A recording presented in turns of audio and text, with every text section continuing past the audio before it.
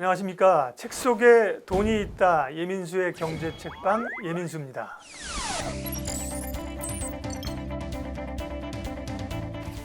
투자자라면 왜 책을 읽어야 하는가? 책을 읽으면 부자가 될 수 있단 말인가? 과연 어떤 책을 읽어야 하는지를 제가 앞으로 소개해 드리도록 하겠습니다. 오늘은 월가의 성인으로 불리는 존 보글의 투자 법칙을 다룬 책입니다. 모든 주식을 소유하라.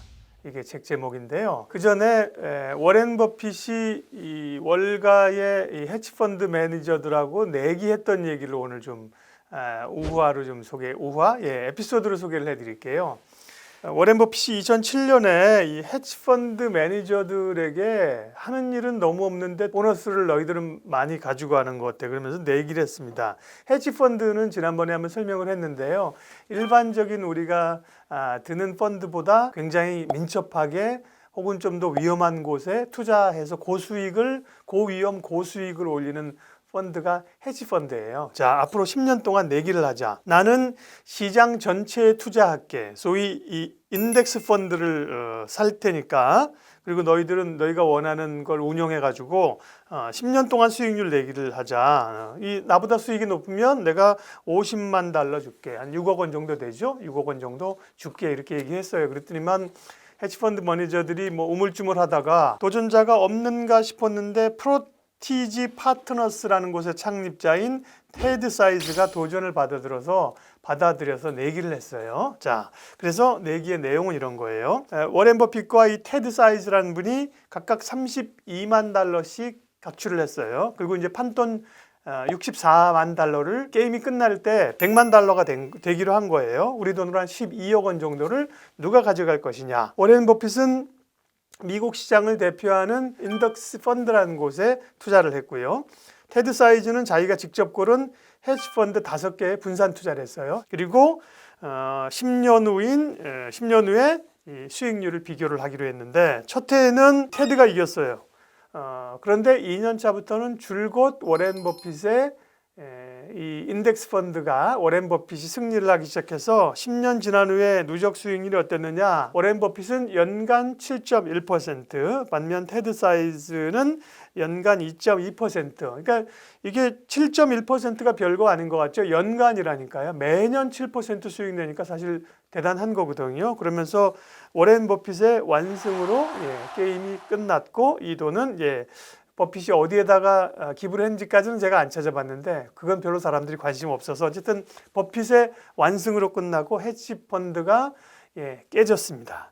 이 내기에 세계 언론들이 주목을 한 거죠. 버핏이 자기 종목을 고른 게 아니라니까요. 시장 전체가 오르는 것에 투자를 한 건데, 실제로 워렌 버핏도 종목 고를 자신이 없으면 시장 전체를 사라. 인덱스 펀드에 투자하라. 내가 죽으면 내 부인이나 이렇게 내 자산을 상속할 텐데 상당 부분은 이제 그 멀린다 재단에다가 이제 기부했다 그랬잖아요. 근데 남은 재산을 가족들에게 주는데 가족들이 투자를 종목 하기 어렵잖아요. 인덱스 펀드에 투자하라고 얘기를 한 바 있어요. 오늘 소개하는 책과 직접적인 관련이 있어요. 오늘 책은 모든 주식을 소유하라 책 제목이고요. 존 보글이라는 분이 지은 책인데, 이 존 보글은 2019년 초에 1월에 세상을 떠나셨어요. 최근이죠. 굉장히 안타까운 일이죠. 월가의 또 한 명의 전설이 세상을 떠났는데, 인덱스 펀드라는 걸 만들어서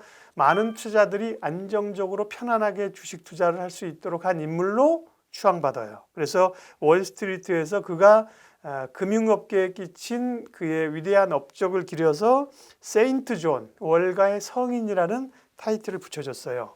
1974년도에 뱅가드 그룹이라는 회사, 금융회사를 만들어 가지고요. 75년에 세계 최초의 인덱스 펀드 뱅가드 500을 개발했고요. 이후에 굉장히 꾸준한 수익률을 주고 있습니다. 이 뱅가드 그룹은 지금도 인덱스 펀드의 명가로 상당한 자산을 $1조 넘는 자산을 운용하면서 인덱스 펀드 하면 뱅가드 그룹, 그만큼 이제 규모가 큰 자금인 거죠. 미국의 아주 대표적인 경제학자, 과거에 경제학 공부한 분들은 사무엘슨 교수의 경제학 책으로 다 공부했는데요. 이 폴 사무엘슨 교수는 인덱스 펀드를 가리켜서 바퀴와 알파벳 발명만큼이나 가치가 있는 금융상품이다라고 찬사를 보냈어요. 자, 그러면 아니 도대체 인덱스 펀드가 뭐길래 이렇게 무슨 존 보그를 위대한 월가의 성인으로 추대하고 워렌 버핏도 투자를 게임을 하면서 인덱스 펀드를 하고 사무엘슨 교수도 뭐 바퀴와 알파벳에 버금갈 만한 그런 금융상품으로 말했느냐? 인덱스 펀드가 뭐냐? 펀드니까 우리가 들은 것처럼 간접 투자예요. 그죠? 우리가 직접 삼성전자, 현대차를 사는 건 직접 투자고, 펀드는 어떤 펀드를 운영하는 회사에 우리가 돈을 맡기면 그 회사의 전문 투자자가, 펀드 매니저가 우리 여러 명의 돈을 모아가지고 그걸 운용해서 수익을 내주는 거죠. 물론 원금도 주는 거죠. 일반적인 펀드와 달리 오늘 계속 얘기하는 인덱스 펀드는 뭐냐면 종목에 투자하는 게 아니라 인덱스에 투자해요. 인덱스라고 하는 거는 시장의 대표 지수를 얘기해요. 인덱스가 지수잖아요. 그죠? 그러니까 한국의 인덱스 펀드라고 하면 한국 시장 코스피에 투자를 하는 거예요. 그러니까 삼성전자, 현대차, 네이버 이런 개별 종목에 투자하는 게 아니라 한국 시장에 투자한다니까요. 그래서 한국 시장이 오르면 이 펀드가 같이 오르고 한국 시장 전체가 떨어지면 떨어지도록 구성을 하는 거예요. 단기적으로 주가는 오르내릴 수 있다. 그리고 어떤 종목은 오르고 어떤 종목은 떨어질 수 있지만 장기적으로 보면 결국은 기업들은 이익을 내고 경제는 성장하고 전반적인 시장 전체는 성장한다는 거예요. 경제가 성장하잖아요. 그러면 이 시장이 함께 성장하는 걸 시간만 투자하게 되면 결국은 기업이 성장하면서 수익을 낼 수 있다라는 이게 논리예요. 그러니까 코스피 지수도 지금 기억하실지 모르겠지만 옛날에 100에서 시작을 했거든요. 1980년에 100에서 시작해서 지금은 2000 와 있잖아요. 그죠? 또 장점이 뭐냐면 이런저런 종목을 고르느라고 수고할 필요가 없다. 시장 전체에 투자하는 거니까. 그리고 이 펀드를 운용하는 사람들에게 수고비를 많이 안 줘도 된다. 운용 보수라고 하거든요. 그 사람들은 자기가 머리 써서 밤잠 안 자면서 운용을 하니까 투자자들에게 운용 보수를 뗀다고요. 근데 그거를 적게 줘도 되는 거죠. 비용은 적고 장기적으로 경제가 성장한다고 생각해서 투자를 하기 때문에 저절로 수익이 발생하는 겁니다. 코스피 시장에 한 1000개 종목이 있어요. 그러면 시장 전체를 사려면 종목을 몇 개를 사야 돼요? 1000개를 다 사야 되는 거예요. 그래야 그 시장을 사는 거잖아요. 근데 1000개 종목을 사가지고 이게 어떻게 사고 팔 수가 없는 거죠. 근데 몸집이 큰 종목 위에서부터 시가총액이라고 하는데요. 몸집이 큰 종목 위에서부터 한 200개 정도만 사면 시장 전체를 다 산 거와 거의 유사한 효과가 나는 거예요. 삼성전자, 현대차, LG화학 이렇게 위에서부터 한 200개 종목만 사면 우리나라 전체 시가총액의 90% 이상, 한 90% 더 될걸요. 네, 그걸 커버하니까 그렇게 인덱스를 구성하는 거죠. 그게 이제 인덱스 펀드의 시장 전체를 사는 거예요. 자, 그러면 실제 비용을 좀 따져보면요. 국내에서 우리가 일반적으로 뭐 무슨 펀드 이렇게 얘기하는 펀드에 가입하게 되면 잘 모르지만 수수료를 연간 2에서 3% 정도 수수료를 떼요. 잘 몰라서 그렇지. 그리고 2에서 3% 수수료를 떼는데 또 깜짝 놀랄 얘기는 매년 떼요, 매년. 네, 내가 수익이 나던 손실이 나던 이분들은 금융회사는 운용사들은 이자들은 돈을 계속 떼간다니까요. 첫 해는 별거 아닌 것 같아도 지속적으로 1년, 2년 쌓이다 보면 돈을 금융회사는 네? 양아치 아니에요? 그런 용어를 쓰시면 됩니까? 방송에서 이 비방 용어라니요. YIC 이렇게 써주십시오. 굳이 쓰려고 하면. 네, 미국은 투자해서 소득이 이익이 생긴 경우에만 세금을 내요. 근데 우리나라는 투자해서 이익이 났건 손실이 났건 무조건 세금 내야 돼요.